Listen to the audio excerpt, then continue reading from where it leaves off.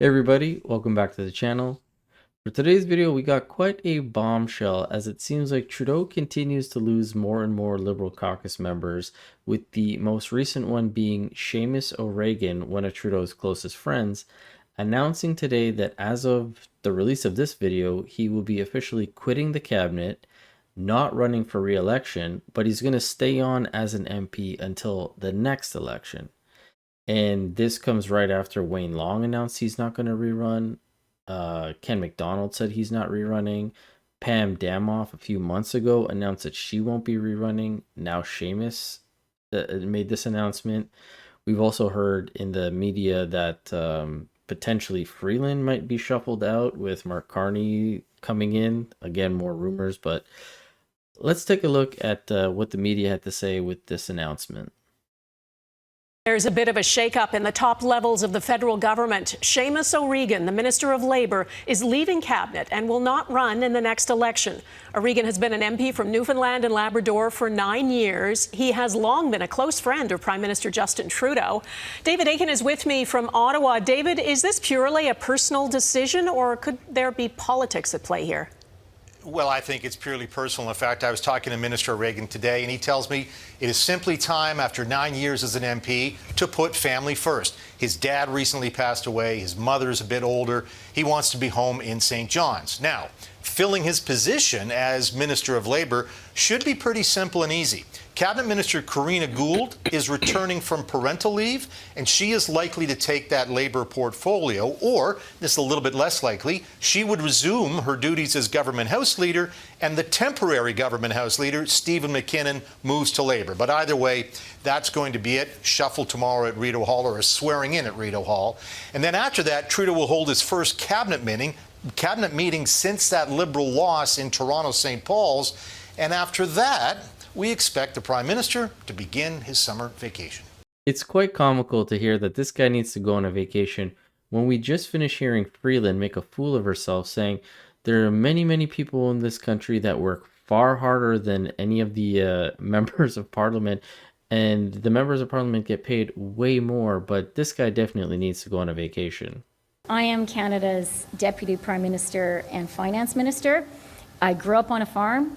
I know that there are millions and millions and millions of Canadians who work much harder than any of the dignitaries standing behind this podium, and who do it for less money and less acclaim. Now, if we get back to the reporting, David Akin there, he makes a pretty good prediction with it either being Karina Gould or Stephen McKinnon. And earlier today, when David Cochrane was actually interviewing Seamus, which we can play a little bit more of that later, he went to his panel to ask them who they think would maybe take his place. And during that segment, it was actually confirmed that it will be Stephen McKinnon. Polls and figure out who's left, and often the strong people leave. I mean, Seamus was a strong communicator, and that's a loss for the government because it's someone who can't deliver on a tough message. But I don't think he was relishing defending the carbon tax in Atlantic Canada, which no one wants to do right now for really obvious reasons, and defending the government's record. Andrew, what are your thoughts, and who do you think they might look to replace him at the cabinet table? Because it's going to be a one-for-one, it sounds like, tomorrow, just one person coming in. Yeah, it does sound like that. I mean, I think there's a lot to be said for reaching that kind of 10-year period where you, especially when you've been in government, it's different if you've been in opposition, you've never had a chance to actually run anything. You may want to be there a little longer, but 10 years in government is a long time, especially in the type of portfolios that he's had, which are kind of thankless ones, to be honest. I think he was a pretty competent minister. He seemed to understand his files and be able to deliver, and that's certainly a good thing for a politician. Thinking of you, Prime Minister, to be looking at when you're looking at a time to leave. In terms of who steps in, I mean, obviously it's an Atlantic Canadian ministerial posting. They'll be wanting to look at that. I think there's other dynamics. Certainly, the loss of St. Paul's and the troubles that the Liberals have in Toronto. Maybe point to somebody like Marco Medicino coming back. Actually, Andrew, just to interrupt you, sorry. When you coughed, I was worried you're having a Joe Biden moment. But CBC and Radio Canada, I'm just being told, are reporting, Liberal sources confirm that it will be Steve McKinnon who takes on the post of Labour Minister. So I take your point on the Atlantic Canadian seat, but there is already a Newfoundland and Labrador Cabinet Minister, and Goody Hutchings is a Minister of Rural Economic Development. So it's Steve McKinnon, Andrew. What are your thoughts on that? Yeah, well, I mean, he'll be a good regional minister. What more can you say about that? I mean, at this point, you're at the tail end of a government. It's hard to make your mark. It's not a great spot to be asked to step into, but this is a chance for some folks who haven't been there to demonstrate what they can do. Oh, believe me, we know what Steve McKinnon can do because this guy is shady and he just causes shitstorms whenever he can. Not too long ago, when Pierre was in the house and he did the wacko comment that got him kicked out, Steve McKinnon came on TV to say that he was a white nationalist, dealing with white nationalists, using white nationalist talking points, saying that he, with a wink and a nod, was going to rip up the Charter of Rights and Freedoms in regards to women's rights and their reproductive rights. Not to mention, when we had Christian Firth finally come to the House of Commons to be questioned by all parliamentary members, he tried to sabotage that so that it wouldn't go through. I mean, this guy is just a snake, a liar, a crook. Like, we don't need to shift him to a new position to see what he can do because we already know what this guy's motives are. But if we move to actually another Liberal member who just was in the media recently, Mark Miller, another one of Trudeau's closest friends, just had his Montreal office vandalized and demolished. Police say tensions have risen in recent weeks with pro-Palestinian encampments being torn down. There's been vandalism at Mark Miller's office before, but not like this. According to police, at around 6:30 this morning, someone broke windows at the office and threw paint all over. They also appear to have used possibly a paintball gun to vandalize inside the office, but police say they don't believe anyone entered. There is also graffiti on the doors calling Mark Miller a child killer. Now, the office has been the site of multiple protests. Staff has been frustrated. The same message is painted on the sidewalk. It's been there since March 23rd.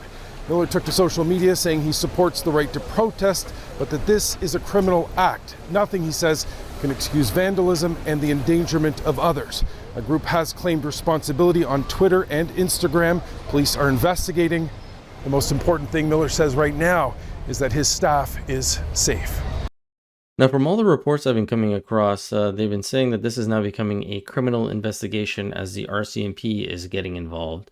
And you could see Mark Miller's name was vandalized on the glass there on the doors. This is clearly his office in Montreal. And a lot of people are tying this to the whole conflict in the Middle East and how they're unhappy with Canada and I guess immigration's response to bringing individuals who have family members in Gaza over under, I guess, refugee or asylum status. Now, my guess is there's probably quite a bit of paperwork that maybe needs to be done in order to see who we're bringing over. But the funny thing is, Mark Miller just admitted to the international students and the temporary workers that we've been bringing over from India, their documents not actually even being valid, even if they do check it, yet he's still bringing them over. Is something that well-determined actors, regardless of the country, and particularly sophisticated gangs, are often able to get around even the most stringent immigration requirements. And Canada has some of the most robust requirements in the world when we are checking people, but it's not perfect.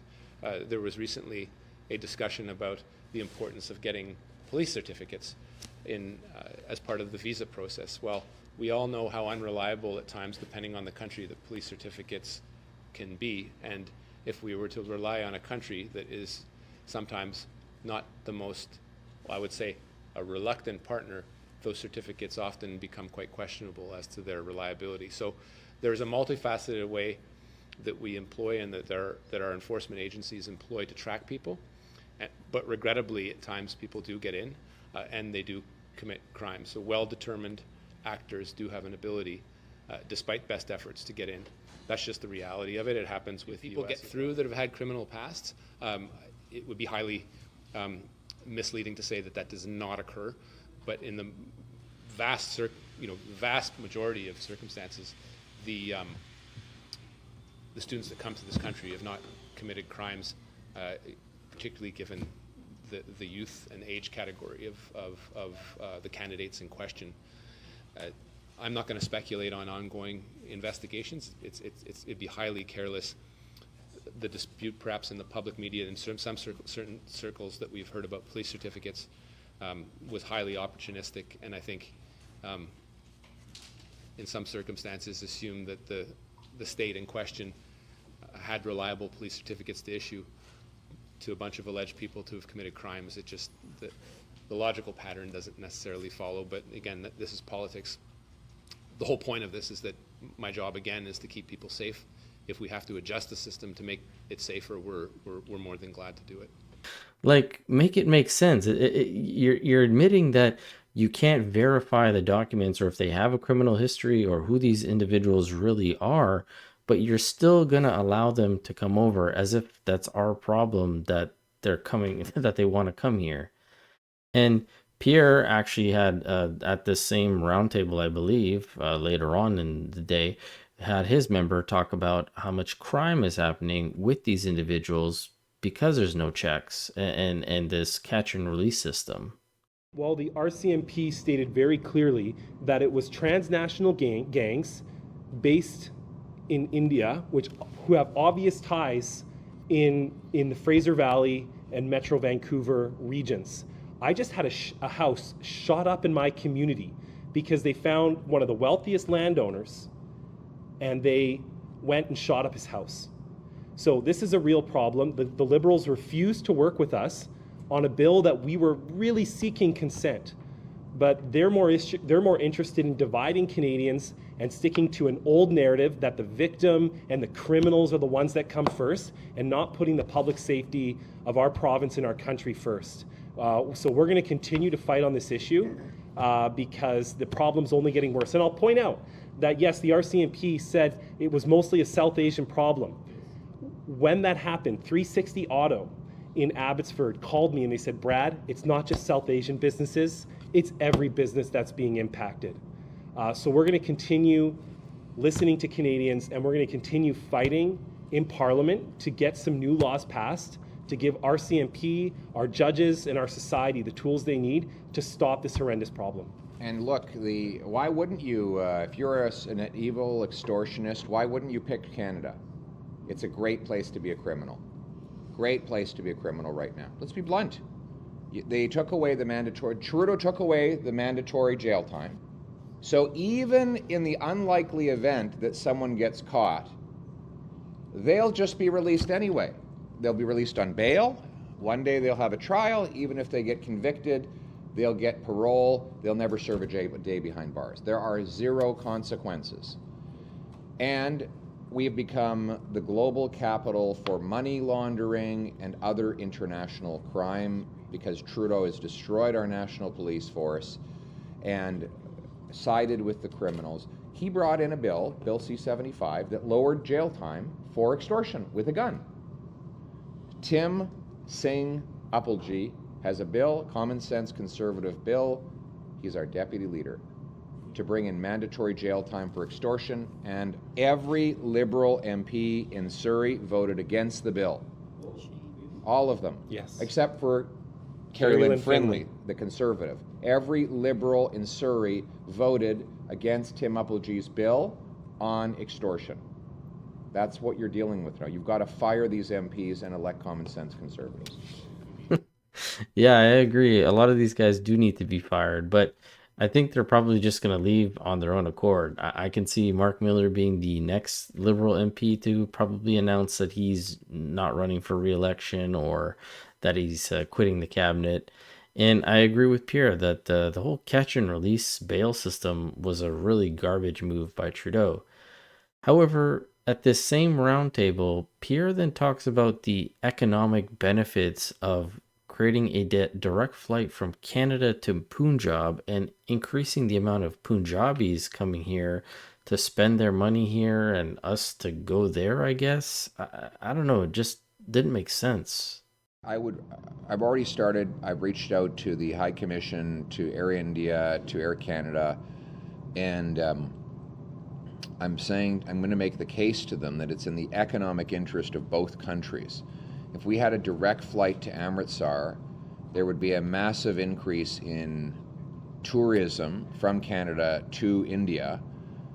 And because I suspect there are a lot of people who don't go as often to Punjab as they would because it's such a hassle.